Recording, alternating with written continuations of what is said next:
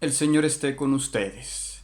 Dentro de este proyecto Noé, vamos a iniciar con la antropología de Egipto, un país muy estudiado, un país que aparece 700 veces en la Biblia, que hoy tiene 100 millones de habitantes, pero que en la antigüedad tenía entre 1,5 o 5 millones de habitantes, un poco más pequeño que Colombia, pero que su porción de tierra cultivable es del tamaño de nuestro departamento de Santander. Lo vemos aquí rodeado de este inmenso desierto, y esta zona verde y este cauce del río es lo que alimentó a todo este pueblo y lo convirtió en el granero del Mediterráneo y de muchas otras regiones. Este país tan importante en la Biblia, un país que siempre se vio como dos países, una región que llamaban el Alto Egipto, que en egipcio llamaban Shmau o tierra de la cebada, esta región que va desde lo que hoy es el Cairo y antes era Memphis hasta la primera catarata, donde empezaba un país que se llama Nubia, hoy Sudán, y el Bajo Egipto, en egipcio Tameu, que significa la tierra del papiro, y que los griegos llamaron delta. Se tardaba más o menos 30 días en recorrer el río Nilo, desde la desembocadura hasta la primera catarata o Asuán. Lo conocemos también por ser el país de las pirámides, tiene unas 220, aunque en el vecino Sudán, antigua Nubia, hay más, hay 255. Y lo conocemos, como decíamos, por el río Nilo, que ellos sencillamente llamaban Hapi o Iteru, o sea, el río.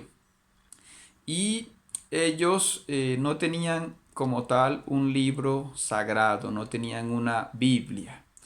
Hemos estudiado el pensamiento antropológico egipcio aquí en tres ámbitos que vamos a exponer. El primero es de Egipto, el segundo de Israel y el tercero el del mundo copto. Los coptos son los egipcios que se convirtieron al cristianismo. Pero entonces vamos a mirar un poco hoy es el mundo egipcio en sí, un mundo que hemos categorizado en 8 aspectos. El aspecto de su pensamiento, el aspecto de la justicia, el aspecto de la tierra, el aspecto del hombre en sí, lo que llamaban el Romet, el aspecto del trabajo, el Baku, el aspecto del Saa o sabiduría, el aspecto de su teocracia, su sacerdocio, y el aspecto del tiempo, como veían ellos la historia. Entonces, su pensamiento era un pensamiento pues religioso. Ellos hablaban de las Per Ankh o casas de la vida.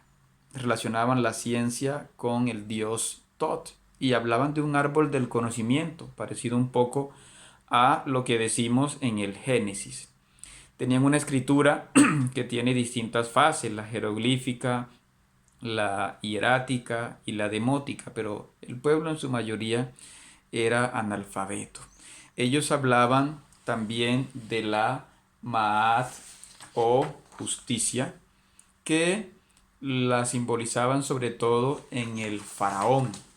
Al faraón se le construían las pirámides, para que allí se encontrara más con sus padres los dioses.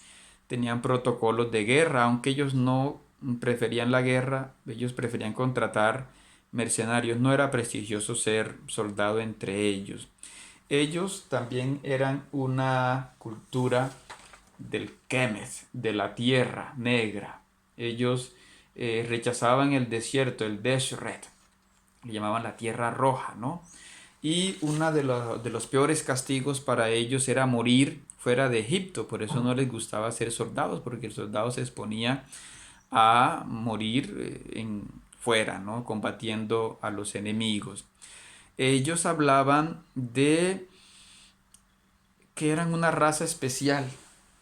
Por eso hablaban de 4 razas. Entonces, el Romet, el egipcio, frente al Tehemu, a los libios, a los bereberes, frente a los Amu o amorreos, los que vivían en Asia, los asiáticos, y frente a los Nehesu, los nubios, los negros, ¿sí? Entonces acá está el Desred, el desierto, ¿sí? Y aquí está Kemet, la tierra fértil, ¿no? Entonces ellos, cualquier pueblo lo relacionaban con estos. Los griegos, pues lo relacionaban con los libios, con los Tehemu. Los hititas, los hurritas, cualquier pueblo que apareciera por acá lo llamaban Amu, asiático, ¿sí? Y cualquier pueblo que apareciera por acá, por el sur, lo llamaban Nehesu. Entonces ellos se consideraban a sí mismos un pueblo privilegiado. Hablaban de los 9 arcos, porque ellos, en fin, consideraban enemigos a todo aquel que no viviera en Egipto. Ellos tenían una antropología un poco compleja que ya describiremos. Hablaban de el trabajo o baku. Tenían distintas actividades, pero hay un documento que se llama La Sátira de los Oficios, donde desprecian los trabajos, excepto, por supuesto, la labor de los escribas, ¿sí?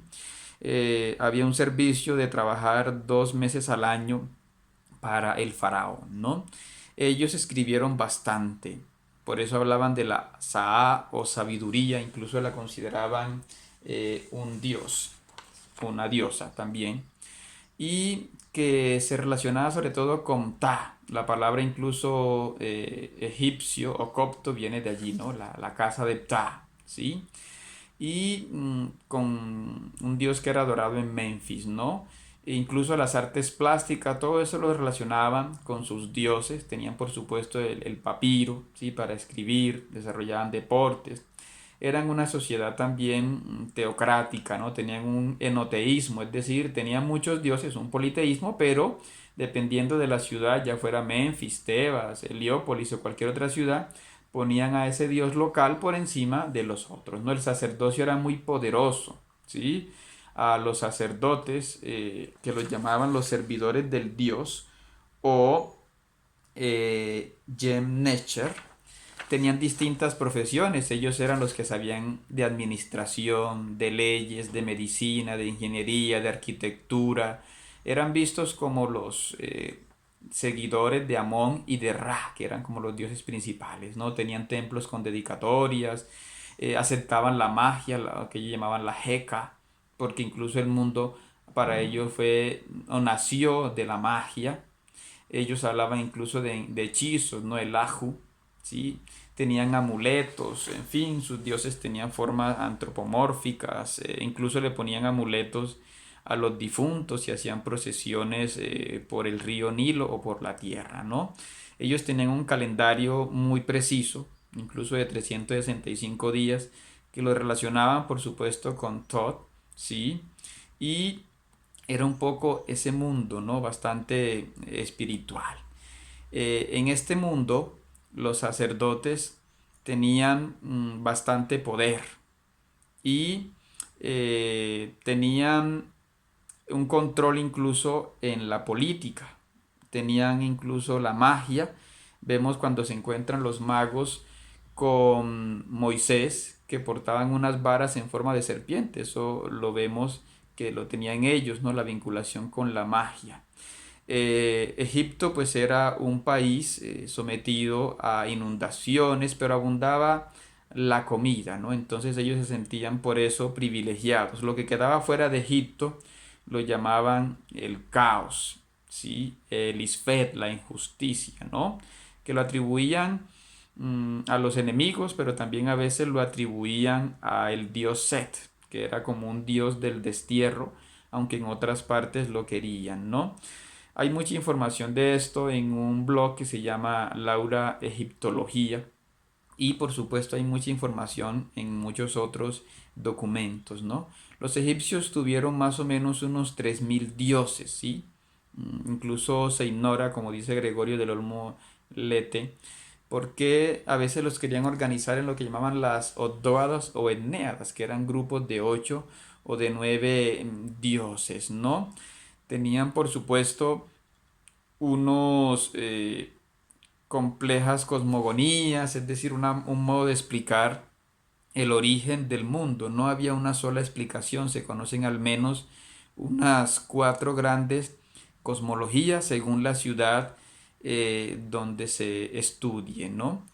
Ellos tenían mucha importancia para la medicina, ¿sí? Incluso para el maquillaje, las pelucas, todo ese mundo que ellos lo consideraban solo para ellos, ¿no? Por último, entonces vamos a mirar cuál era esa manera, esos niveles que decíamos de ver al hombre, ¿no? Esto lo tomamos sobre todo de un artículo de Octavi Piulat Ruiz que se llama Antropología Egipcia. Aquí vemos estos nombres que quizá no nos suenan, ¿no? Estos nombres para ver al Romet, al hombre, ¿no? Ellos hablaban de que el hombre tiene unos hau o miembros, que son cualidades como de fuerza que tienen ellos, incluso decían que los ojos, el vientre, las orejas tienen como fuerza, como se ve en un libro que se llama Las enseñanzas de Tabhotep. Pero bueno, los nombres más comunes vemos aquí. Uno es el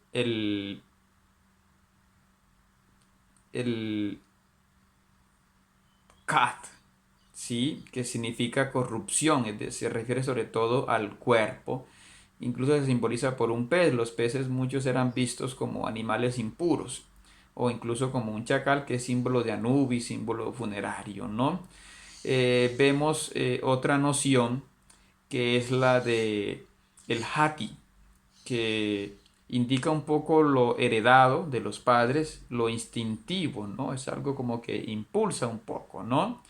Tenemos el Ka, que significa poder, energía vital, y que era representado con dos manos extendidas, ¿no? Como indicando la potencia que tiene el ser humano, incluso la potencia sexual y que tiene que ver un poco también con la comida, ¿no? Y que tiene que ver también con lo que nos da el clan familiar, ¿no? Y tenemos el Ren, que significa el nombre, por eso un faraón tenía varios nombres y tenía varios K. El K a veces se identifica con el yo mismo, ¿no? Y se habla de que si uno insulta el K del faraón, pues es un delito, ¿no? Incluso cuando una persona moría, se le hacía la apertura de la boca a su momia, porque se decía que el que moría quedaba desorientado, ¿no? Y tenemos también el Ba, que es una especie de conciencia moral de la persona. Ellos tenían ciertas nociones sobre la justicia, por ejemplo, en lo económico, ¿sí? Hablan también del Sehen o voluntad, que es como un elemento subconsciente emocional de la persona, y hablan del Aj, que es lo que se alcanza después de la muerte, ¿no? Aunque ellos piensan que para llegar a una buena muerte incluso hay que usar la magia, ¿no? Entonces, ¿por qué los egipcios relacionaban, por ejemplo, a Anubis, un dios con cabeza de perro, como un dios de los difuntos?